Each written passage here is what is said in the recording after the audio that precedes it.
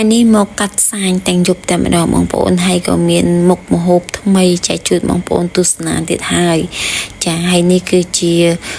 ភ្លាសាច់គោចាគឺជាមុខម្ហូបដែល most order នៅក្នុង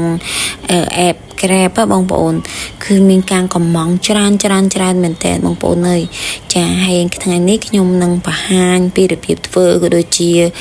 បន្លែដែលយើងត្រូវធ្វើភ្លាសាច់គោឃើញថាភ្លាសាច់គោនេះគឺធ្វើបន្លែជិបចប់ច្រើនប៉ុន្តែឆ្ងាញ់ណាបងប្អូនចាអញ្ចឹងយើងមានគល់ក្រីក្រូចម្ដេងខ្ទឹមក្រហម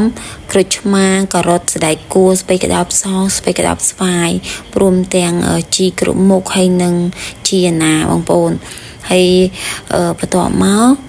សណ្តែកដីទឹកត្រីកោះកុងចាប្រហុកឆៅទឹកប្រហុកស្ករសប៊ីចេងហើយនឹងអ្វីដែលយើងខ្វះអត់បាននោះគឺសាច់គោចាសាច់គោគឺខ្ញុំប្រើសាច់ច្រឡក់បងប្អូនហើយយើងប្រើសាច់សុទ្ធចាយើងជាសរសៃជាខ្លាញ់ចេញឲ្យអស់មកបងប្អូនចាកុំឲ្យមានជាប់បិសាអញ្ចឹងនៅពេលដែលយើងភ្លាទៅវាឆ្ងាញ់ណាជាទូទៅភ្លាសាច់គោគឺយើងយកសាច់សុទ្ធតែសាច់ច្រឡក់ចាច្រឡក់ឲ្យផុយមកហើយសម្រាប់ខ្ញុំគឺនៅពេលខ្ញុំភ្លាដោយរត់អញ្ចឹងគឺខ្ញុំតែងតែយកបន្លែរបស់ខ្ញុំហ្នឹងមកចិតត្រាំតកចាហើយយើងបន្លែយើងចិតត្រាំតកហ្នឹងយើងមានសណ្តែកគួរការ៉ុតជីណាមកក្តោបសក្តោបស្វាយចាយើងត្រាំទឹកទុកម្លាយសិនហើយបន្ទាប់មកគឺយើងហាន់គល់ក្រីក្រូចម្ដេងម្ទេសចាហាន់វាល្អិតបែបហ្នឹងមកហើយនឹងខ្ទឹមក្រហមហើយនឹងក្រូចឆ្មាចាខ្ញុំដាក់សាច់បែបហ្នឹងមកយើងច្បាច់ក្រូចឆ្មាចូលចំនួន2ផ្លែសាច់គោគឺខ្ញុំធ្វើបែបហ្នឹងដើម្បីពងាប់សាច់ឲ្យសាច់ស្លេកចាកុំឲ្យវាឆ្អាបអញ្ចឹងយើងពងាប់សាច់វាជាមួយនឹងក្រូចឆ្មាសិនទៅតែយើងយកទៅភ្លាចាឲ្យក្រូចឆ្មាខ្ញុំដាក់តែ2ផ្លែបងប្អូនដោយសារខែនេះបងប្អូនដឹងហើយក្រូចឆ្មាសបោទឹកចឹងអីហើយចាសបោទឹកខ្លាំងណាស់អញ្ចឹង2ផ្លែគឺវារសជាតិជូរល្មមឆ្ងាញ់ហ៎បងប្អូនចាហើយយើងច្របាច់បែបហ្នឹងមកច្របាច់ហើយយើងនឹងច្របល់វាច្របល់សាច់ជាមួយនឹងក្រូចឆ្មាហ្នឹងណាដើម្បីឲ្យសាច់យើងស្លេកចាឲ្យឆ្អិនជាមួយក្រូចឆ្មាហ្នឹងតាមពិតទៅធ្វើភ្លាសាច់គោនេះបងប្អូនអាចយកជាប្រភេទសាច់ឆ្អិនក៏បានដែរយើងយកទៅស្រុះជាមួយនឹងទឹកក្តៅបន្តិចទៅចាក៏បានដែរហើយតែជាទូទៅខ្ញុំធ្វើឲ្យភ្ញៀវគឺខ្ញុំយកសាច់ឆៅបែបហ្នឹងប៉ុន្តែមុននឹងយកសាច់ឆៅមកធ្វើគឺខ្ញុំប្រងាប់ជាមួយក្រូចឆ្មាបែបហ្នឹងសិនពូបងប្អូនឃើញអត់មើលនេះសាច់ខ្ញុំក៏ពេលខ្ញុំច្របាច់ក្រូចឆ្មាចូលទៅវាឡើងស្លេកចាអញ្ចឹងបន្ទាប់មកយើងចាប់ផ្ដើមដាក់គល់ក្រីក្រូចម្ដេងជាមួយនឹងម្ទេសដែលយើងហាន់មិញហ្នឹងណាចាដាក់ចូលគ្នាមកចាអញ្ចឹងច្របាច់ច្របល់ចូលគ្នារួចរាល់ហើយយើងដាក់ប៊ីចេងស្ករ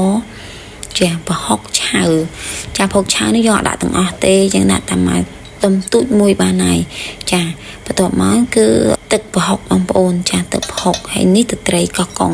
ចាយើងដាក់គ្រឿងចូលទាំងអស់យើងចាប់ផ្ដើមច្របល់សាច់របស់យើងឲ្យសព្វជាតិគ្នាមកណាចាហើយតើតើការច្របល់នេះបងប្អូនកុំច្របាច់ខ្លាំងពេកកាលណាទៅច្របាច់ខ្លាំងពេកសាច់យើងវាបែកអស់ណាបានចឹងច្របល់វាចូលគ្នាបែបហ្នឹងមកច្របល់ឲ្យគ្រឿងយើងចូលសព្វជាតិល្អបងប្អូនចាហើយភ្លាសាច់គោនេះគឺយើងរសជាតិវាគឺយកប្រៃផ្អែមជូរហឹរណាចាហើយទៀមទីឲ្យយើងប្រើគ្រឿងដិតខ្លាំងដែរអញ្ចឹងយើងទុកសាច់យើងបន្លែមកយើងចាប់ផ្ដើមស្រង់បន្លែយើងទាំងអស់គ្នាបងប្អូនអើយបន្លែនៅពេលដែលយើងត្រាំតកបែបហ្នឹងបន្លែយើងឡើងស្រស់ហ្មងបងប្អូនហើយឡើងស្រួយខ្ញោកហ្មងបងប្អូនឡើងឆ្ងាញ់ហ្មងណាចាហើយឡើងផ្អែមបន្លែរបស់យើងណាចាហើយយើងស្រង់វាអស់បែបហ្នឹងមកយើងចាប់ផ្ដើមចូលមកលាយជាមួយសាច់គោរបស់យើងចាចម្រោះទឹកឲ្យអស់បែបហ្នឹងមកបងប្អូនអើយមើលបន្លែបងប្អូនអើយឡើងស្រស់ញឹមហ្មងចាខ្ញុំថតពេលយប់ទៀតមើលឃើញស្រស់ចិត្តតម្រូវខ្ញុំថតពេលថ្ងៃតែងើឃើញស្អាតប៉ុណ្ណាចាអញ្ចឹងបងប្អូននៅពេលដែលបងប្អូនធ្វើញ៉ាំណា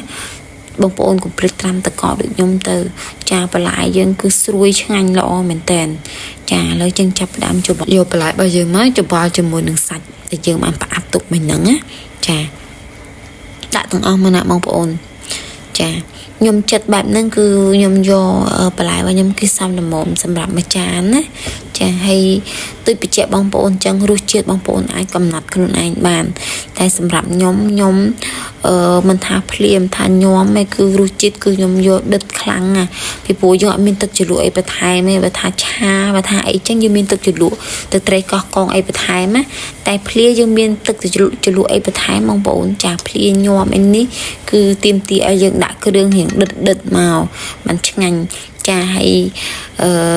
ម្ហូបនេះផងដែរយើងអាចញ៉ាំជាមួយបាយក៏បានយើងអាចញ៉ាំជាមួយអាតិចហ្នឹងក៏រឹតតែអែមណាបងប្អូនចាហើយការលាយច្បល់បន្លែបងប្អូនគឺខ្ញុំលាយអញ្ចឹងខ្ញុំអត់ប្រើដៃធ្ងន់ទេណាបងប្អូនខ្ញុំប្រើដៃស្រាលហើយខ្ញុំក៏លាស់បន្លែរបស់ខ្ញុំហ្នឹងឲ្យវាសព្វជាតិគ្នាល្អកុំប្រើដៃធ្ងន់កាលណាដាក់ប្រើដៃធ្ងន់បន្លែយើងស្រួយស្រាប់វាបាក់អស់លេងបងប្អូនខ្ញុលអស់ហើយអញ្ចឹងយើងប្រើដៃស្រាលមកចាអញ្ចឹងបន្ទាប់ពីដាក់អីហើយអស់មកយើងដាក់ជីគ្រប់មុខរបស់យើងចាបន្ទាប់ពីដាក់ជីគ្រប់មុខចុងក្រោយគឺយើងដាក់សណ្តែកដីចូលមកសណ្តែកដីនេះដាក់ច្រើនដាក់តិចតាមការចូលចិត្តរបស់បងប្អូនទេតែសម្រាប់ខ្ញុំដាក់2ស្លាបព្រាបាយរួចរាល់ហើយបងប្អូនម្ហូបមួយចាននេះហើយម្ហូបមួយមុខហ្នឹងណាមានការកំងច្រើនណាបងប្អូនក្នុងអេបអាចនិយាយបានថាផ្ទុះហ្មងគេរៀងរាល់ថ្ងៃហើយចេញញឹកជាងគេទេបងប្អូនចាអានេះរៀបចំដាក់ចានហើយចាឈ្ងុយបងប្អូនអើយឈ្ងុយមែនតើយើងឈ្ងុយសណ្តែកដីផងឈ្ងុយគ្រឿងក្រៅបន្លែប្លុកដែលយើងបានផ្សំហ្នឹងចាហើយមានរសជាតិប្រៃផ្អែមជូរហឹរញ៉ាំទៅគឺឆ្ងាញ់មែនតើបងប្អូនហើយបងប្អូនរសជាតិម្ហូបបែបហ្នឹងយើងញ៉ាំអត់ទលាន់ទេចាអារសជាតិជូរប្រៃផ្អែមជូរហឹរគឺមានអារម្មណ៍ថាវាញ៉ាំទៅវាអត់ចេះចិនណាយទេបងប្អូនចាហើយតិចទៀតយើងនឹងភ្លក់ទាំងអស់គ្នាបងប្អូនអើយបងប្អូនតំណងហ៎ចាំបន្លែឡើងពណ៌ឡើង colorful ហ្មងបន្លែគេបងប្អូនចានេះស្អាតទេស្រស់ល្អបងប្អូនចាឥឡូវយើងមកភ្លក់ទាំងអស់គ្នាខ្ញុំចូលចិត្តណាស់រសជាតិប្រៃផ្អែមជូរហឹរហ្នឹងចាហើយឥឡូវយើងមកភ្លក់បងប្អូនញ៉ាំបដារងចាំភ្ញៀវបដាបងប្អូនម៉ោងចូលបាន10ជាងហើយតែភ្ញៀវអត់ទាន់ចេញទេភ្ញៀវនៅ4-5កញ្ចុះទៀតចាហើយយើងញ៉ាំបដាទៅយើងចាំភ្ញៀវបដាទៅមានអីទេបងប្អូនចាកំដរភ្ញៀវចាចឹងថ្ងៃនេះយើងមានតែប៉ុណ្្នឹងទេបងប្អូនអរគុណចំពោះការទស្សនាជួបគ្នានៅវីដេអូក្រោយជាមួយមុខម្ហូបថ្មីប្លែកៗចែកជូនបងប្អូនទៀតណាចាបាយបាយ